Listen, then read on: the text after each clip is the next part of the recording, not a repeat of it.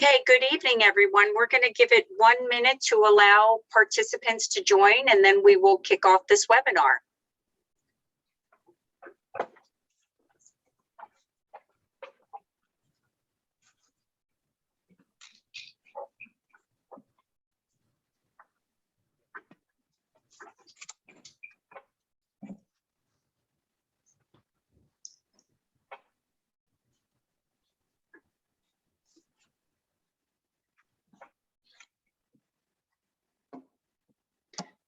All right, good evening and welcome to the Housing 201 Housing Site Suggestion Map webinar. This is the continuation of our Housing Element Outreach Program. My name is Diane Friedman. I am the Deputy Director of Development Services. I'm joined by Dave Crompton, who is the Chief of Planning, as well as Kat Bravo, who is the Administrative Analyst in the Town Manager's Office. We are so pleased that you have joined us tonight for this webinar as we move into another phase of the Housing Element Outreach process. Your participation in the Housing Element process is vital. We want and need to hear from you. Next slide, please. I'm going to present the overview of the agenda tonight. We are going to present a recap from the Housing Element 101 sessions, which we started in the spring of last year, moving into the summer and into the fall. It was our first overview of what this process is about. And then we are going to talk about where we are in the community outreach process. We're going to continue this process till the very end when this housing element is adopted. We are going to discuss the next engagement activities and how they inform the decision-making process and what they are and how to use them. And then we will be available for questions and answers. From a housekeeping perspective, if you could please type in your questions at the bottom of your screen in the Q&A box, that would be appreciated. Next slide, please. All right, I'm now going to turn this over to Dave Crompton for part one, the housing element nuts and bolts. Thank you, Diane, and good evening, everybody. As Diane mentioned, we spent a good part of last year doing what we called our Housing Element 101, which was more of an educational session that talked about, I think, in greater depth what a housing element is, and what the process is that we're going through. So I'm gonna do kind of a brief recap of that. So first question is, why does Danville have to have a housing element? And the simple answer is that it's because state law requires it. And there's been a state law in place since 1969. It requires every city and every county in California to adopt a housing element as part of their general plan. And the housing element needs to show how the city is going to accommodate its fair share of housing that is needed to basically to provide enough housing for not just the community that they're in, but for the region that they're in. Next slide, please. And so what is a housing element? It has a number of sections. Some are non-controversial and some take a lot more work. So a housing element is a plan to accommodate the existing and projected housing needs of a community. It incorporates assigned housing targets that are, come to us from the state of California. And it has to be updated every 8 years. So we go on 8-year cycles, and this housing element, which is our 2023 to 2031, is the state's sixth cycle for housing elements. And it is important to note that most cities do not actually build housing, and Danville does definitely not build housing. So what we're really required to do as part of the housing element is show that we have enough land available for private developers to build enough homes to satisfy our housing numbers. And so we designate the sites, and they may or may not be built over the next 8 years, but our job is simply to make sure we have enough land available. What does a housing element include? So it has a housing plan. It has goals and policies for how we're going to achieve our goals and our objectives for housing, and it includes quantified objectives. It has an analysis of housing needs, and so that's more of a local Danville housing needs, and it has an evaluation of constraints that we might have in our community that make it harder to build residential developments. And then most importantly and most controversial is that we have to identify the sites to meet our needs, our housing numbers. Next slide, please. And so what are our housing numbers and how do we get our numbers? This is a term that we all are very familiar with now. It's called the Regional Housing Needs Assessment, or RHNA. And as most people know, the state of California over the last few years has declared a housing crisis. There's not enough housing units to satisfy our population. And so this housing element cycle, the sixth cycle, the number of housing units that have been assigned by the state are about 4 times what they were in the last housing cycle. So the numbers that local jurisdictions get start at the state level. The state does housing and population projections, and they give those numbers to the regional governments in California. Our regional government is ABAG, as most people know. ABAG is required to come up with a methodology for how the housing units will be distributed to all the cities and counties in the Bay Area. And then it's up to each individual city or county to come up with a housing plan that will satisfy the RHNA number that we've been assigned. So as you can see here at the bottom, last summer, the state finished its projections and its distribution of the RHNA, and it assigned to ABAG a total of 441,176 units to distribute. Next slide, please. And so this is just simply a picture of the ABAG Executive Board.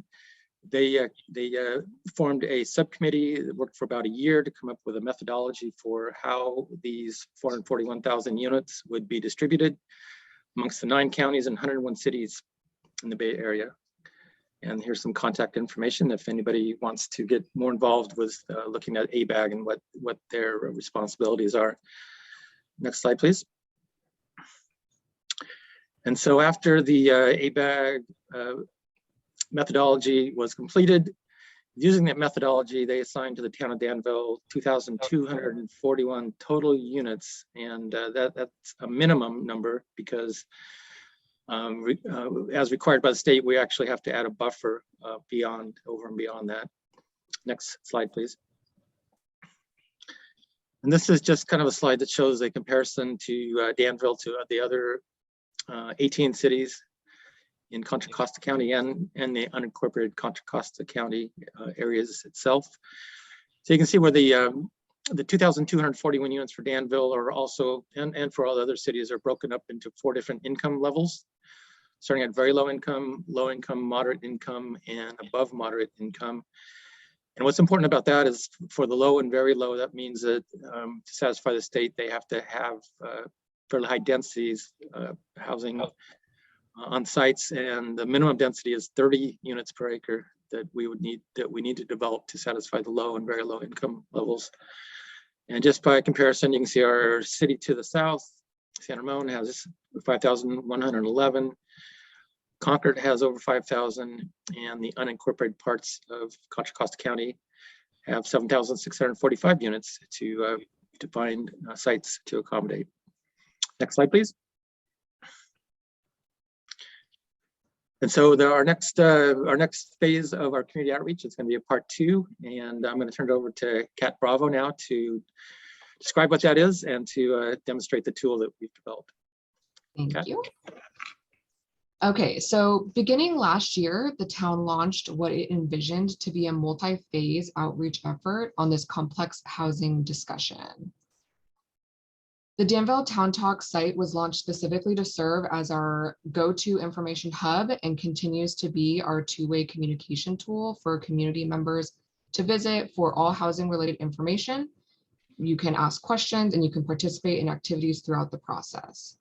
After spending much of last year producing information for nearly every media channel we have access to, we hosted webinars and we took any and every opportunity to present wherever we were invited to. We are now ready to launch into the next phase of community engagement, which will consist of 2 parts. Part 1 of the process will includes the housing site suggestion map, which I will demonstrate shortly. This engagement tool will allow community members to drop pins on sites they believe have opportunity for future housing.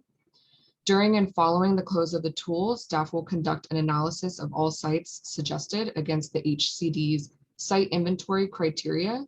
Sites that meet the state's criteria will then be incorporated into part 2 of the engagement phase, which will be a simulation tool that's more in depth with site-specific information. And so that tool is called Balancing Act. Through Balancing Act, residents will be able to balance where and what density of housing could be accommodated to meet Danville's minimum housing needs allocation of 2,241. This data will help inform the town's draft housing element that will be submitted to the state for review in August. And then following the state's review, the housing element will be presented to the Planning Commission for recommendation to the Town Council for adoption.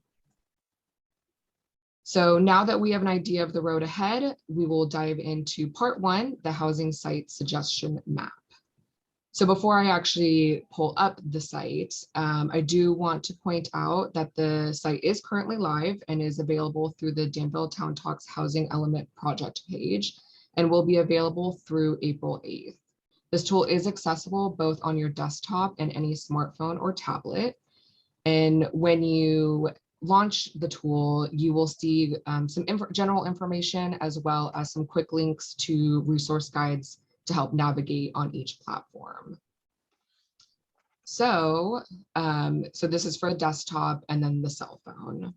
So let's check out the site. Okay, so can everybody see my screen? So what you can see here is pins that are dropped. You can see these little lighter circles that have numbers in it. When you zoom in and out, which you can use down here, there's the functions right here. You can get more in depth on what sites have been selected. To drop a pin, it's as simple as coming over here to the add pin, and you'll drag the pin to a site that you think is viable. And excuse my information, but you don't have to be registered for the site to submit a pin. All you have to do is use a screen name and provide an email address that will allow you to submit the tool, the pin. In addition to dropping pins, you have access to any pin that anybody else has dropped, so you can filter by only showing the pins you've dropped or having all of them show. And then you can actually see an activity feed where people have suggested, and if you wanted to view it, you can. As you're navigating, as I mentioned, it's available on both your desktop and on a cell phone or a tablet. You can search by simply navigating throughout the site and moving it around. You can search a specific address, or you can toggle to your current location if you're walking around. So that's there. And that's, pretty much it for the site. So as I mentioned, there is very strict criteria on what sites are eligible to be included in the housing element. So while a pin can be dropped on any parcel within the town boundaries, it's important to note that not just any site is considered viable. As you can see on the slide, there are numerous housing laws that dictate what defines a suitable site to be included in the housing element sites inventory. And as I mentioned previously as well, once during and after the close of the tool, the staff will do an analysis against the state criteria. So what are things that you can consider while suggesting a site? So here are 3 items to consider: parcel size. And that basically entails that a site that's less than 1.5 acres is generally not considered adequate. However, multiple sites that are near each other can be combined to create a larger site. You'll want to look at existing uses. So vacant, undeveloped sites are ideal, but non-vacant sites can be considered viable if they appear vacant or unused. They're underutilized based on age, condition, etc. The developer or owner has expressed interest, or the property is marketed for sale or lease. And then access to transportation, which I think is self-explanatory. So there are multiple ways, just using this opportunity to remind the public on how you can participate in the process. We definitely encourage everybody to subscribe to our news feed at the danvilletowntalks.org/housing element site. From there, you can learn about legislation and provide input. And then in addition to this workshop, we will also have 3 additional workshops. March 17th and the 28th will be via Zoom. And the March 26th workshop will actually be in person at the Veterans Memorial Building. And of course, we are always available. If you have a group that you would like a presentation to be given, we are happy to come out. And that wraps up our presentation, and we are open to any questions that you may have on the tool or any information provided. Diane, do we have any questions? I do not see any questions.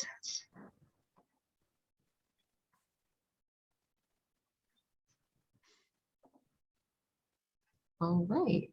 Okay, we would just like to remind everybody it's a very simple tool. It's very important that we have community participation to help us inform the process.